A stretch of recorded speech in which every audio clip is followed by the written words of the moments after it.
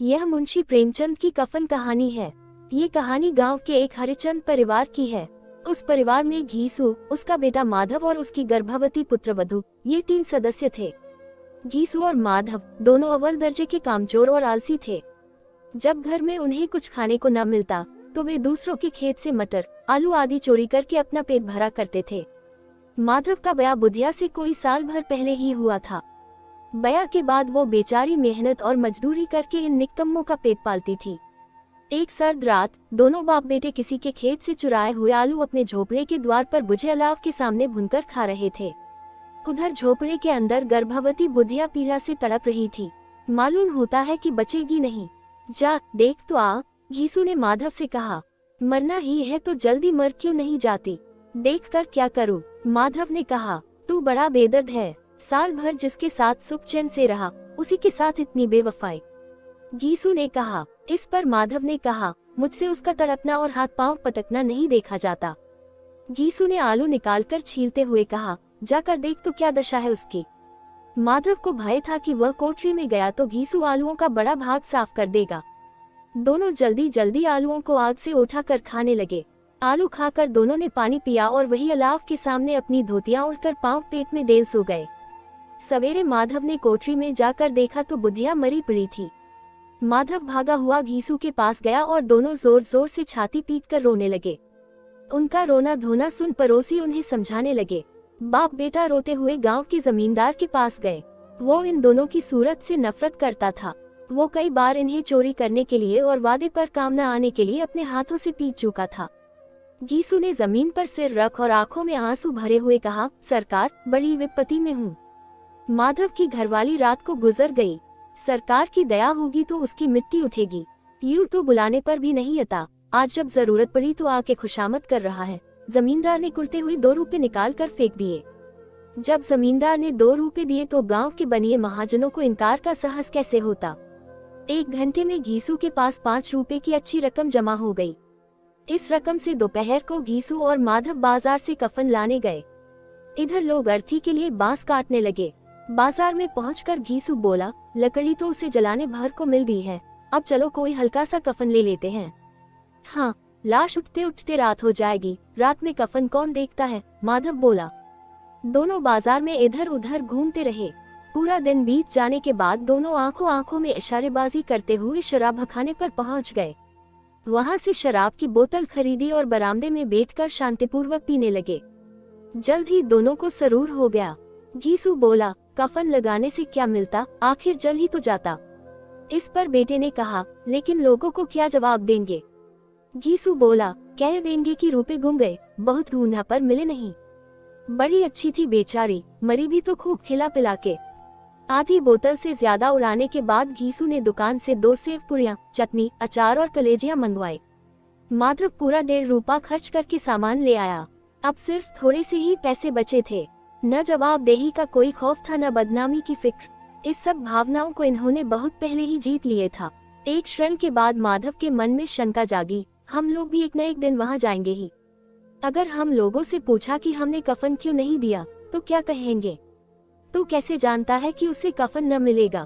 तू मुझको गधा समझता है। बहू को कफन जरूर मिलेगा और बहुत अच्छा मिलेगा। घीसू ने कहा, कौन देगा? रुपए तो तुमने चट कर दिए। वो तो मुझसे पूछेगी, उसकी मांग में सिंदूर तो मैंने डाला था। कौन देगा? बताते क्यों नहीं? माधव ने रोते हुए पूछा। वही लोग देंगे जिन्होंने अब की बार दिए, लेकिन इस बार रुपए हमारे हाथ न आएंगे, घीसू ने समझाया। ये दोनों बाप बेटे अब भी मजे लेकर चुस्कियां ले रहे थे। दोनों के भर पेट खाना खाने के बाद माधव ने बची हुई पूरियों का पत्तल उठाकर एक भिखारी को दे दिया जो खड़ा इनकी ओर भूखी आंखों से देख रहा था। इस दान के आनंद का माधव ने अपने जीवन में पहली बार अनुभव किया। यह मुंशी प्रेमचंद की कफन कहानी है। ये कहानी गांव के एक हरिचंद परिवार की है। उस परिवार में घीसू, उसका बेटा माधव और उसकी गर्भवती पुत्रवधू, ये 3 सदस्य थे। घीसू और माधव दोनों अव्वल दर्जे के कामचोर और आलसी थे। जब घर में उन्हें कुछ खाने को न मिलता तो वे दूसरों के खेत से मटर, आलू आदि चोरी करके अपना पेट भरा करते थे। माधव का ब्याह बुधिया से कोई साल भर पहले ही हुआ था। ब्याह के बाद वो बेचारी मेहनत और मजदूरी करके इन निकम्मों का पेट पालती थी। एक सर्द रात दोनों बाप बेटे किसी के खेत से चुराए हुए आलू अपने झोपड़े के द्वार पर बुझे अलाव के सामने भूनकर खा रहे थे। उधर झोपड़े के अंदर गर्भवती बुधिया पीड़ा से तड़प रही थी। मालूम होता है कि बचेगी नहीं।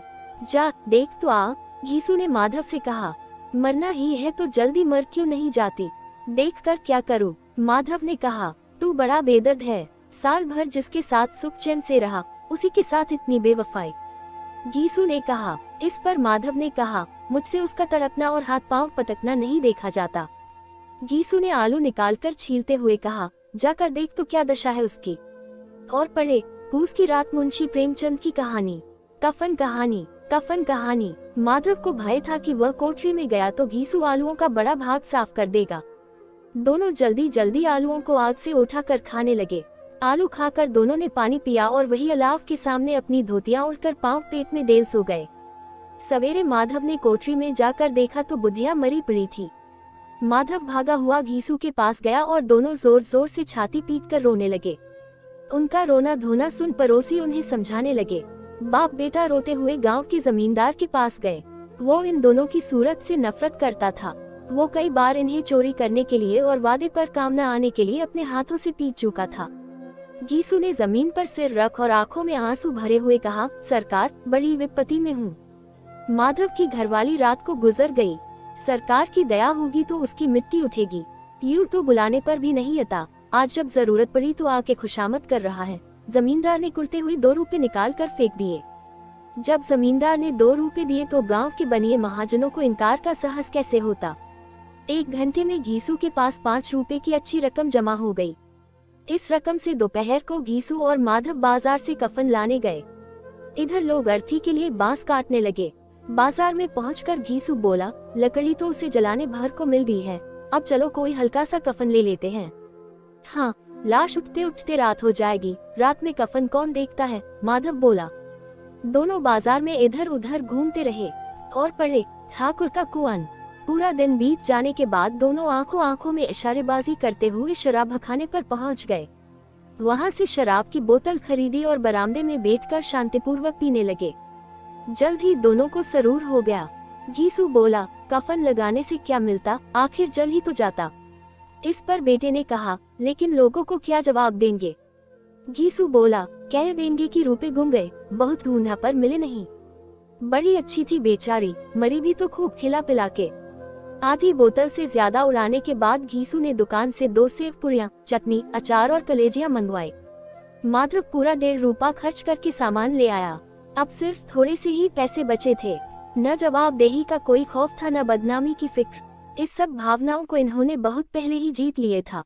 एक क्षण के बाद माधव के मन में शंका जागी, हम लोग भी एक न एक दिन वहां जाएंगे ही। अगर हम लोगों से पूछा कि हमने कफन क्यों नहीं दिया तो क्या कहेंगे।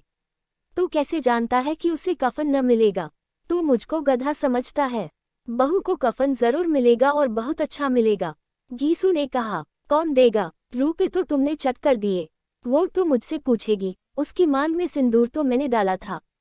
कौन देगा, बताते क्यों नहीं? माधव ने रोते हुए पूछा। वही लोग देंगे जिन्होंने अब की बार दिए, लेकिन इस बार रुपए हमारे हाथ न आएंगे, घीसू ने समझाया। ये दोनों बाप बेटे अब भी मजे लेकर चुस्कियां ले रहे थे। दोनों के भरपेट खाना खाने के बाद माधव ने बची हुई पूरियों का पत्तल उठाकर एक भिखारी को दे दिया जो खड़ा इनकी ओर भूखी आंखों से देख रहा था। इस दान के आनंद का माधव ने अपने जीवन में पहली बार अनुभव किया। और पढ़े, नमक का दरोगा, ले जा, खूब खा और आशीर्वाद दे। जिसकी कमाई है वो तो मर गई, मगर तेरा आशीर्वाद उसे जरूर पहुंचेगा, घीसू ने कहा। अचानक माधव बोला, बेचारी ने जिंदगी में बड़ा दुख भोगा है, कितना दुख झेल कर मरी है। माधव आंखों में हाथ रख कर रोने लगा। घीसू से समझाया, क्यों रोता है बेटा? खुश हो कि वो मायाजाल से मुक्त हो गई। बहुत भाग्यवान थी जो इतनी जल्दी मोह माया के बंधन तोड़ दिए। पियक्कड़ों की आंखें इन पर लगी हुई थी और ये दोनों नशे में मदमस्त होकर वहीं गिर पड़े। और उधर गांव में बेचारी बुधिया की लाश का अंतिम संस्कार गांव वालों ने जैसे तैसे कर दिया। अगर आपको हमारी कहानी पसंद आई हो तो कृपया हमारे चैनल को सब्सक्राइब करें। धन्यवाद।